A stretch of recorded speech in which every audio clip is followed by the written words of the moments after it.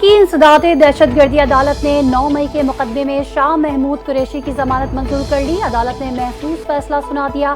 थाना शादमान में दर्ज 9 मई के जलाओ घेराव के मुकदमे में पीटीआई के सीनियर रहनुमा की जमानत का फैसला जज मंजर अली गुल ने सुनाया। अदालत ने गुज़िश्ता रोज दलाइल के बाद फैसला महफूज किया था।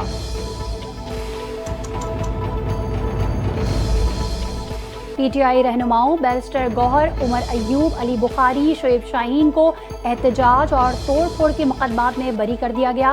पाकिस्तान तहरीक इंसाफ के रहनुमाओं पर थाना कराची कंपनी में एहतजाज और तोड़ फोड़ का मुकदमा दर्ज था। District and session court Islamabad ने मुकदमे का महफूज फैसला सुना दिया।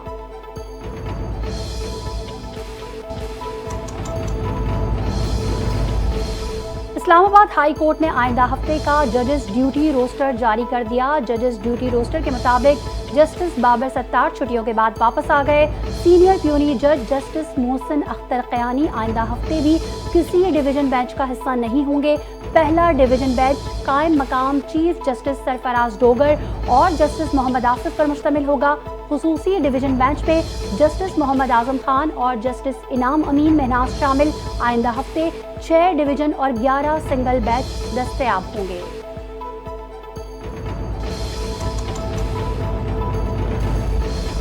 जस्टिस मंसूर अली शाह का आईनी बेंच की मुद्दत में तौसी के खिलाफ खत। जुडिशल कमीशन मेंबरान को जस्टिस मंसूर अली शाह का खत पहुंचाया गया। 26वीं तरमीम केस फैसले तक तौसी न की जाए।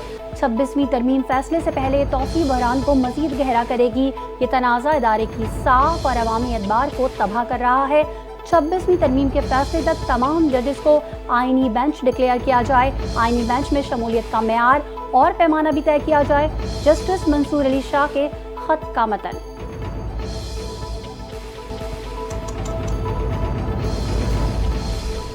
तुर्क शहर इस्तांबुल में OIC वज़ीर ख़ारजा का इजलास जारी। मुख्तलिफ ममालिक के 40 से ज़ायद सफारतकार इजलास में शरीक। OIC इजलास ईरान और गजा में इसराइली जारियत की भरपूर मजम्मत।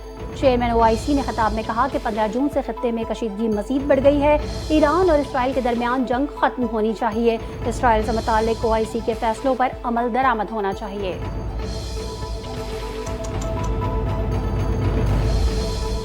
इसराइल के हाथ मुसलमानों के खून से रंगे हुए हैं। फ़लस्तीन हमारे लिए रेड लाइन है।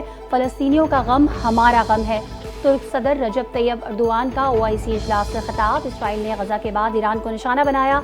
नेतन्याहू नहीं चाहता किसी मसले का हल मुज़ाकरात के जरिए हो। कोई शक नहीं कि ईरान मुश्किल वक्त से ज़रूर निकलेगा। हमारा खित्ता एक और जंग का मुतहम्मिल नहीं हो सकता। इसराइली दहशतगर्दी के खिलाफ ईरानी हमले हक़े दिफा में हैं। सब ने मुत्तहिद होकर दुनिया को पैगाम दिया कि हम पुरअमन हैं।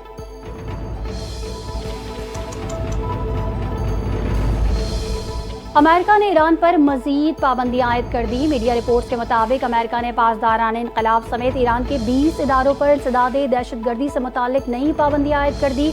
अमेरिका ने 5 अफराद और 3 बहरी जहाज़ों पर भी पाबंदियां लगाई। पाबंदियों का शिकार अफराद में पासदारान इनकलाब के लोग भी शामिल।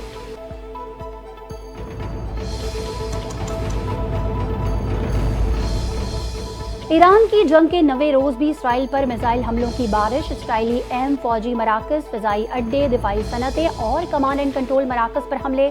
25 से 30 मिसाइल इसराइल के मुख्तलिफ जनूबी और शुमाली इलाकों में दागे। ईरान ने हमला नए मिसाइल सेलों से किया। हमलों से तल अबीब, नक़ब, हैफा, होलोन में शदीद नुकसान। मुतअद्दिद अफराद जख्मी हुए। एक मिसाइल हैफा में वज़ारत दाखिला के हेडक्वार्टर के करीब आ गिरा।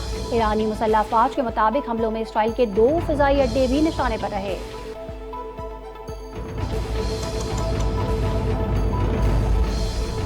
इसराइल का तेहरान में एक और न्यूक्लियर साइंसदान को शहीद करने का दावा। अरब टीवी के मुताबिक इसराइली एहलकार ने तेहरान में एक जौहरी साइंसदान के कत्ल करने का दावा किया है। ये कत्ल ड्रोन के जरिए किया गया। साइंसदान हथियारों का माहिर था। ड्रोन ने साइंसदान को उस वक्त निशाना बनाया जब उन्हें अपार्टमेंट से दारुल हुकूमत में किसी दूसरे घर में ले जाया गया। 13 जून से अब तक इसराइल के हाथों शहीद होने वाले साइंसदानों की तादाद 14 हो गई।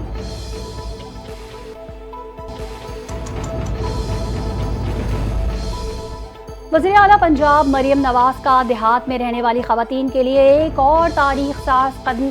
جنوبی پنجاب کے 12 اضلاع میں 2 ارب روپے سے 11,000 دیہی خواتین کو بھینس اور گائیں دی جائیں گی۔ وزیر اعلیٰ مریم نواز کے بے مثال پروگرام کے پہلے مرحلے میں 4,870 مویشی دیے جائیں گے۔ وزیر اعلیٰ پنجاب نے کہا ہے کہ معاشی ترقی دیہات میں رہنے والی بیٹی کا بھی حق ہے۔ شہروں اور دیہات میں مساوی معاشی مواقع فراہم کر رہے ہیں۔